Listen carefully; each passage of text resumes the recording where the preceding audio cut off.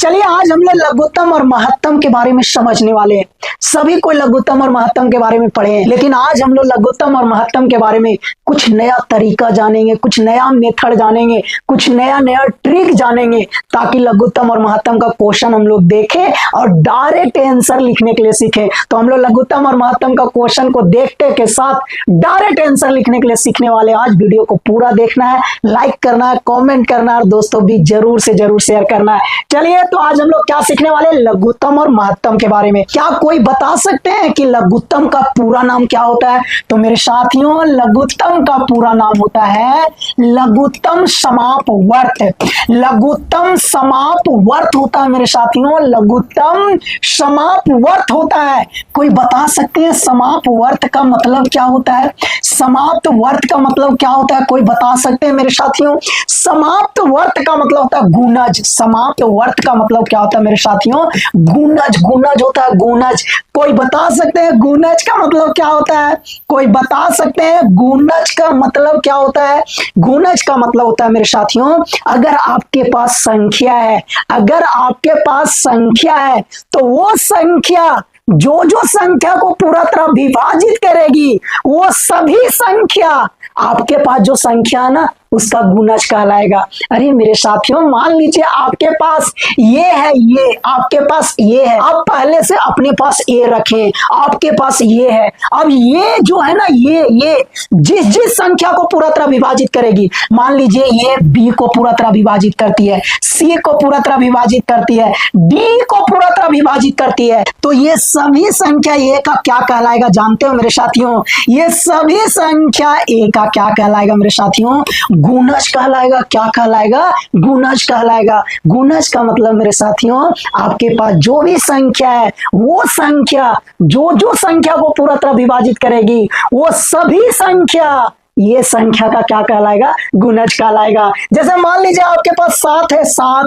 अब 7 किसको किसको पूरा तरह विभाजित करती है? तो 7 एक तो 7 को पूरा तरह विभाजित करती है, 14 को विभाजित करती है, 21 को विभाजित करती है, 28 को विभाजित करती है, 35 को विभाजित करती है, 42 को करती है, 49 को करती है, 56 को करती है, 63 को करती है, 70 को करती है, 77 को करती है, 84 को करती है। तो ये सारा का सारा संख्या 7 का क्या कहलाएगा मेरे साथियों?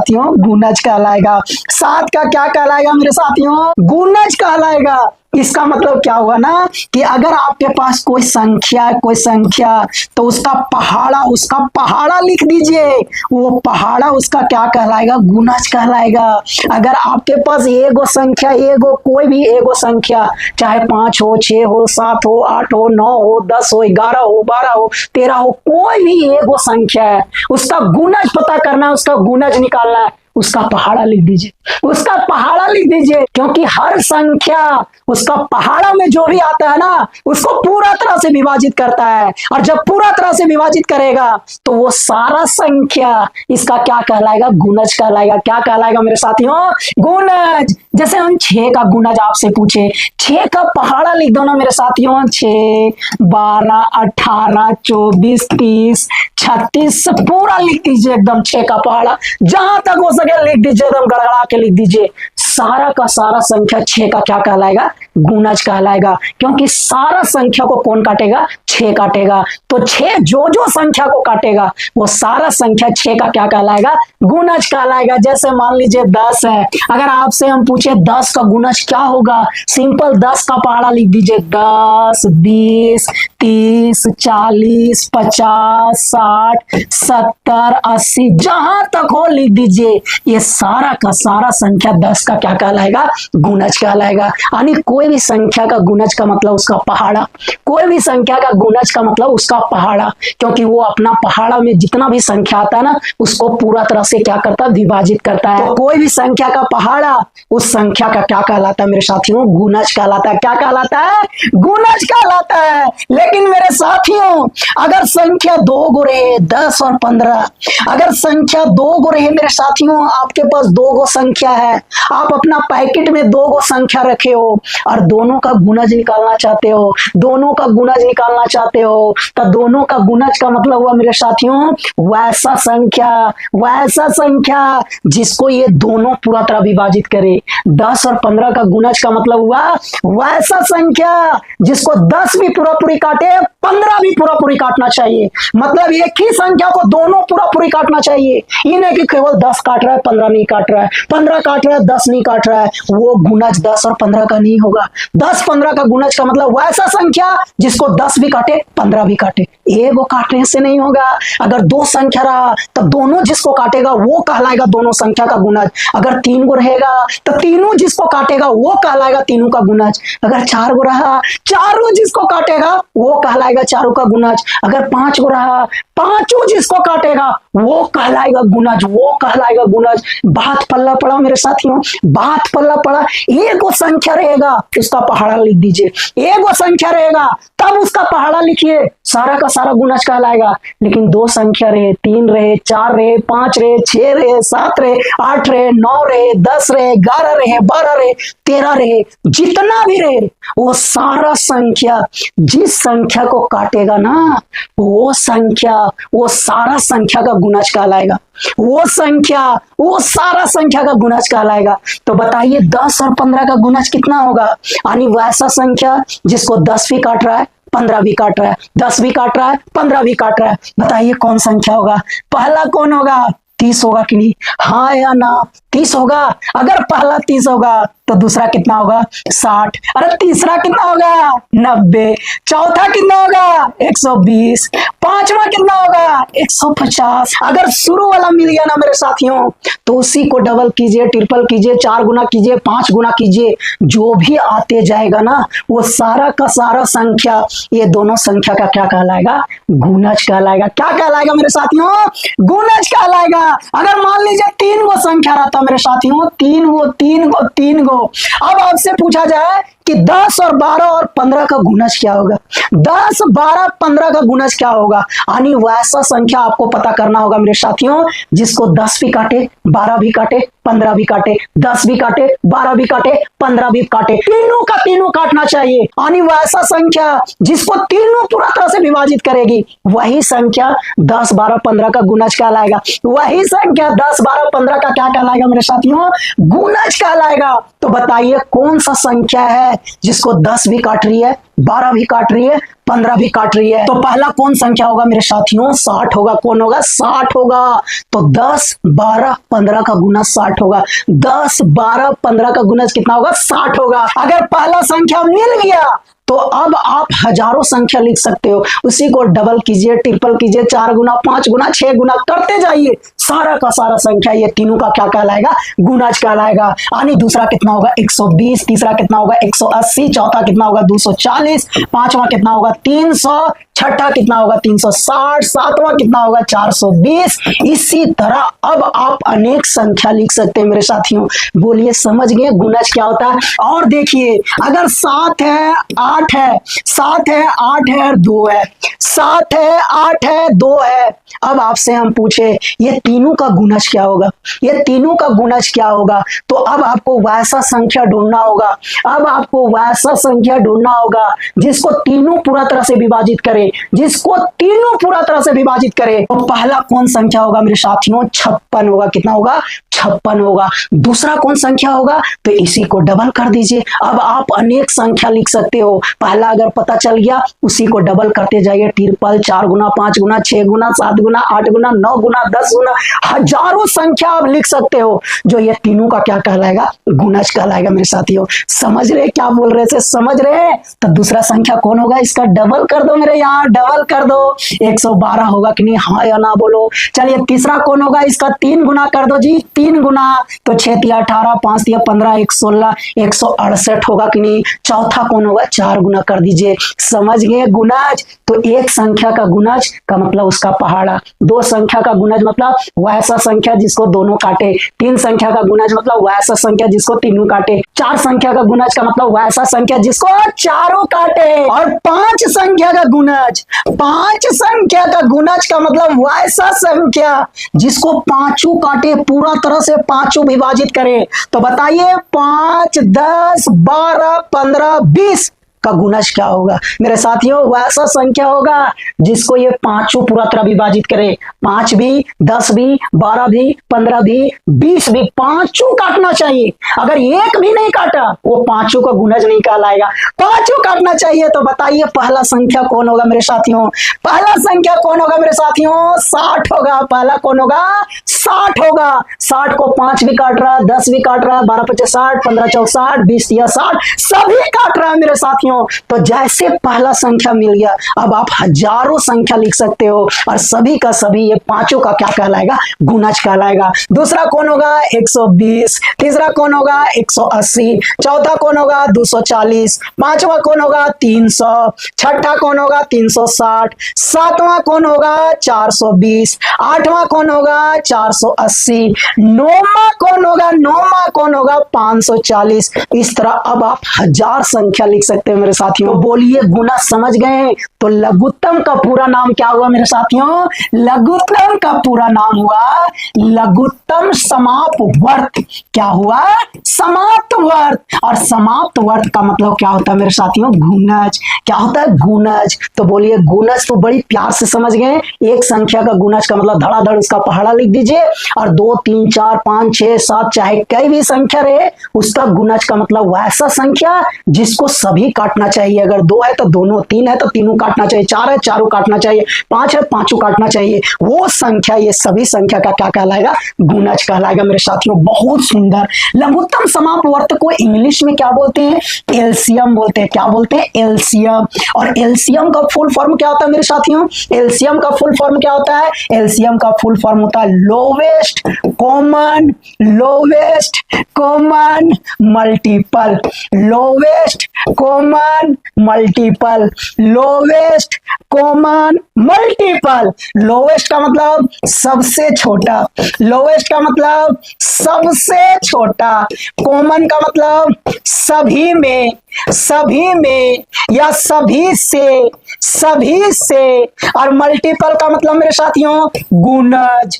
गुणज का मतलब मेरे साथियों पूरा तरह कटना चाहिए, पूरी तरह कटना चाहिए, पूरी तरह भाग देने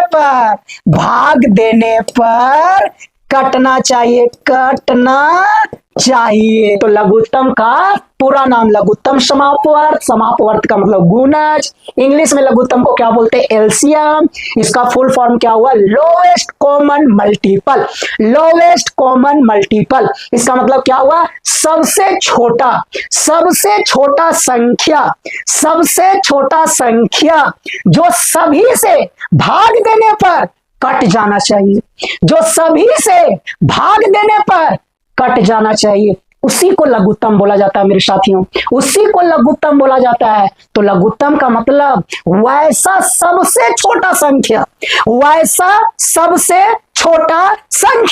जो सभी से, जितना भी संख्या दिया गया है यानी जिसका लघुत्तम निकालना है, वो सभी से पूरा तरह कटना चाहिए, वही सबसे छोटा संख्या दिया गया संख्या का लघुत्तम कहलाता है। दिया गया संख्या का लघुत्तम कहलाता है। अब आपसे कोई पूछे लघुत्तम का मतलब क्या होता है, लघुत्तम में कैसा संख्या निकाला जाता है, लघुत्तम में कैसा संख्या आंसर में आता है, लघुत्तम में जो आंसर आता है वो संख्या में क्या खासियत होता है, अब आप बता सकते हो ना कि लघुत्तम में जो आंसर आता है, जो संख्या आता है, वो वैसा संख्या होता है, सबसे छोटा संख्या होता है, जिसको दिया गया संख्या सभी का सभी संख्या पूरा तरह से क्या करेगी? विभाजित करेगी। पूरा तरह से क्या करेगी मेरे साथियों? विभाजित करेगी। पूरा तरह से क्या करेगी?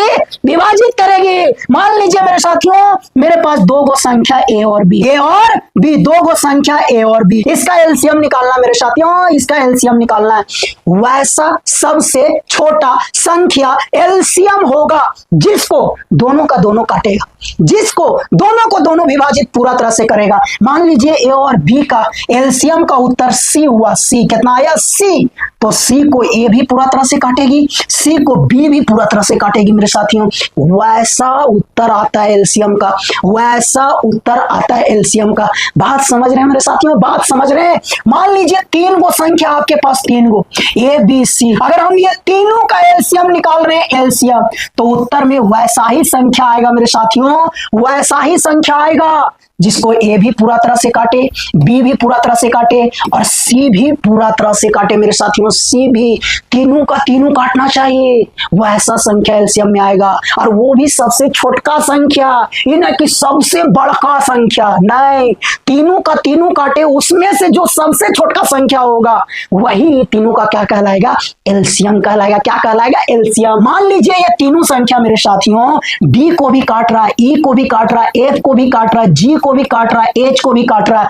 अब इस सब में जो सबसे छोटा है, सबसे छोटा, तो मान लीजिए डी सबसे छोटा संख्या है जिसको ये तीनों का तीनों काट रहा है, तो यही डी ये तीनों का क्या कहलाएगा? एलसीएम कहलाएगा। क्या कहलाएगा मेरे साथियों? एलसीएम कहलाएगा। बात समझ रहे? बात समझ रहे? बात समझ रहे हैं? मान लीजिए मेरे साथियों 10 है, 20 है, तो बताइए ये दोनों का दोनों वैसा कौन सबसे छोटा संख्या है जिसको पूरा तरह विभाजित करती है? दोनों वैसा कौन सबसे छोटा संख्या है जिसको पूरा तरह से विभाजित करती है? बोलोगे 20 है सर, 20। 20 को 10 भी काट रही है, 20 भी काट रही है, जबकि 40 को भी दोनों काट रहा है, 60 को भी दोनों काट रहा है, लेकिन सबसे छोटका संख्या कौन होगा? 20। इसका मतलब 10 और 20 का एलसीएम का उत्तर कितना होगा मेरे साथियों?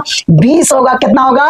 20 होगा। बोलो समझ में आ रहा है कि नहीं? मान लीजिए 10 है, 20 है और 15 है। अगर हम आपसे पूछे ये तीनों का लघुत्तम क्या होगा, ये तीनों का लघुत्तम क्या होगा मेरे साथियों, तो वैसा संख्या ढूंढो जिसको ये तीनों का तीनों पूरा तरह से विभाजित कर रही है, तीनों का तीनों पूरा तरह से विभाजित कर रही है, तीनों का तीनों। तो सबसे छोटा संख्या कौन होगा मेरे साथियों? 60 होगा। 60 कौन होगा? 60।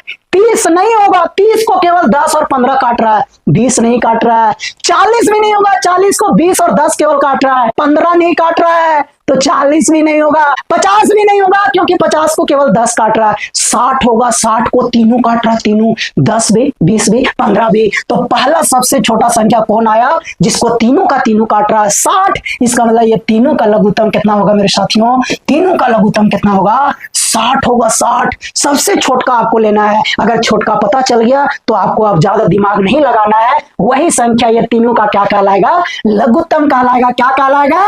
लघुत्तम। लघुत्तम जो होता है ना मेरे साथियों, आप जो संख्या का लघुत्तम निकाल रहे हैं ना, उसमें से जो सबसे बड़ा संख्या होगा, उसमें से जो सबसे बड़ा संख्या होगा वो लघुत्तम का आंसर हो सकता है। जो भी सबसे बड़ा संख्या होगा ना, वो सबसे बड़का संख्या लघुत्तम का आंसर हो सकता है। अगर वो बड़का संख्या लघुत्तम का आंसर नहीं हुआ तो फिर सबसे बड़ा संख्या लघुत्तम का आंसर होता है मेरे साथियों। सबसे बड़ा संख्या। बात सुन रहे क्या कर रहे हैं? बात सुन रहे मेरे साथियों क्या कर रहे हैं? मान लीजिए आपके पास 2 संख्या है, उसमें से जो सबसे बड़ा संख्या होगा, सबसे बड़ा लघुत्तम सबसे बड़का संख्या के बराबर होगा। अगर वो बड़का संख्या नहीं होगा तो फिर ये दोनों से बड़ा होगा मेरे साथियों। लेकिन लघुत्तम कभी भी छोटा संख्या नहीं होता है, छोटा संख्या के बराबर नहीं होता है और दोनों से छोटा भी नहीं होता है, दोनों से छोटा भी नहीं होता है। जब भी होगा बड़का संख्या के बराबर, यानी सबसे बड़का संख्या के बराबर या सभे से बड़ा, फिर सभे से बड़ा होगा। लेकिन किसी भी संख्या से लघुत्तम कभी भी छोटा नहीं होता है, कभी भी छोटा नहीं होता। ये याद करो, दिमाग में बैठा। हम ये कहना चाह रहे हैं मेरे साथियों, अगर मान लीजिए आप ए और बी का लघुत्तम निकाल रहे हैं, ए और बी का लघुत्तम निकाल रहे हैं और मान लीजिए इसमें सबसे बड़ा संख्या कौन है? बी, तो लघुत्तम बी होगा, लघुत्तम बी होगा। अगर बी नहीं हुआ, अगर बी नहीं हुआ तो बी से बड़ा होगा, बी से बड़ा होगा, यानी दोनों दोनों से बड़ा होगा, दोनों से बड़ा होगा, दोनों से बड़ा होगा, दोनों से बड़ा होगा मेरे साथियों, दोनों से बड़ा होगा। लघुत्तम कभी भी ये से छोटा नहीं होता है, बी से छोटा नहीं होता है, ये और बी के बीच में नहीं होता है। ना तो ये से छोटा होगा, ना तो बी से छोटा होगा, ना ही ए और बी के बीच में होगा। जब भी होगा सबसे बड़ा संख्या बराबर, और अगर वो नहीं हुआ तो उससे भी बड़ा होगा, उससे भी बड़ा होगा। मान लीजिए आपके पास तीन संख्या मेरे साथियों, तीन संख्या, केवल संख्या, तीन संख्या, इसमें से सबसे बड़ा संख्या मान लीजिए सी है। सबसे बड़ा संख्या कौन है? सी है। तो जब भी लघुत्तम होगा सी होगा। अगर सी नहीं हुआ, अगर सी नहीं हुआ तो फिर सी से भी बड़ा होगा, सी से भी क्या होगा? बड़ा होगा मेरे साथियों, बड़ा होगा। यानी सभी से क्या होगा? बड़ा होगा, सभी से बड़ा होगा, सभी से, ये से, बी से, सी से। अगर सी से बड़ा हुआ तो इसका मतलब सभी से ना बड़ा होगा मेरे साथियों। मतलब हम ये कहना चाह रहे हैं कि लघुत्तम जब भी होता है बड़का संख्या के बराबर होता है। अगर बड़का संख्या नहीं होगा तो इससे भी बड़ा होता है लघुत्तम। कभी भी लघुत्तम बड़ा संख्या से छोटा नहीं होता है। ये छोटका के बराबर नहीं होता है, ये छोटका के बराबर नहीं होता है, या ये दोनों के बीच में नहीं होता है, ये दोनों के बीच में नहीं होता है, ये दोनों के बीच में नहीं होता है। जब भी लघुत्तम होगा बड़का संख्या, अगर बड़का नहीं तो फिर सबसे बड़ा होता है मेरे साथियों। बात समझ में आया? बात समझ में आया? यानी हम ये कहना चाह रहे हैं मेरे साथियों, यानी हम ये कहना चाह रहे हैं मेरे साथियों, 10 है, 15 है, 20 है, और अगर ये तीनों का लघुत्तम निकालना है मेरे साथियों तो ये तीनों में सबसे बड़ा कौन है? 20, तो लघुत्तम 20 होगा। अगर 20 नहीं हुआ, अगर 20 नहीं हुआ तो हमेशा 20 से भी बड़ा होगा लघुत्तम मेरे साथियों। लेकिन कभी भी 15 और 20 के बीच में लघुत्तम नहीं होगा, 10 और 15 के बीच में लघुत्तम नहीं होगा, 10 और 20 के बीच में लघुत्तम नहीं होगा। कुल मिला के बड़का संख्या से कभी भी छोटा लघुत्तम नहीं होगा, कभी भी छोटा लघुत्तम नहीं होगा। मान लीजिए ये तीनों का लघुत्तम का ऑप्शन दिया हुआ है, ये तीनों संख्या का लघुत्तम का ऑप्शन दिया हुआ है मेरे साथियों।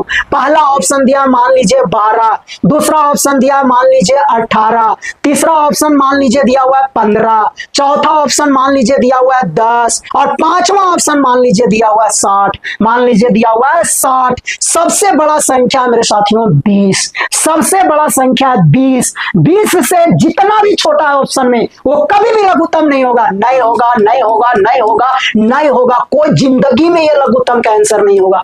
बड़का संख्या से कभी भी लघुत्तम छोटा नहीं होता है, बड़का संख्या से कभी भी लघुत्तम छोटा नहीं होता है। बड़का संख्या लघुत्तम का आंसर हो सकता है, हो सकता है, लेकिन बड़का से कभी भी छोटा लघुत्तम का आंसर नहीं होता है मेरे साथियों। बड़का हो सकता है लेकिन बड़का से छोटा नहीं हो सकता है, बड़का से छोटा कभी भी नहीं होगा। और अगर बड़का लघुत्तम नहीं हुआ तो समझिए फिर सबसे बड़ा होगा। बड़का तबे होगा जब सभे के सभे काटेगा। अगर इसमें 20 लघुत्तम होगा तो 20 को 10 काट रहा है, 15 काट रहा है, नहीं काट रहा है, इसका मतलब इसमें 20 लघुत्तम नहीं होगा। ये जो बड़ा संख्या 20 है ये लघुत्तम नहीं होगा। अगर ये 20 लघुत्तम नहीं होगा तो सबसे फिर बड़ा लघुत्तम होगा, सबसे बड़ा, यानी 20 से भी बड़ा लघुत्तम होगा। अब वैसा संख्या ढूंढिए जिसको तीनों काट रहा है, तीनों तीनों को तीनों, तो कौन संख्या होगा मेरे साथियों? 60। कौन होगा? 60। इसका मतलब ये तीनों का जो लघुत्तम होगा ना 20 से भी बड़ा होगा, 20 से भी बड़ा होगा, यानी बड़का संख्या से बड़ा होगा। अगर बड़का संख्या नहीं हुआ मेरे साथियों तो बड़का संख्या से बड़ा होगा, यानी बड़का संख्या से कभी भी छोटा लघुत्तम नहीं होता है। बड़का संख्या हो सकता है उससे बड़ा होगा, लेकिन बड़का संख्या से छोटा कभी भी लघुत्तम नहीं होता मेरे साथियों। याद रखिएगा, ध्यान में रखिएगा, दिमाग में बैठाइएगा, और ऑप्शन में बड़ा संख्या से जो जो छोटा डबल रहेगा उसको जिंदगी में नहीं मारना है, वो हमेशा गलत होता है, वो कभी भी लघुत्तम का आंसर नहीं होता मेरे साथियों। Bye bye.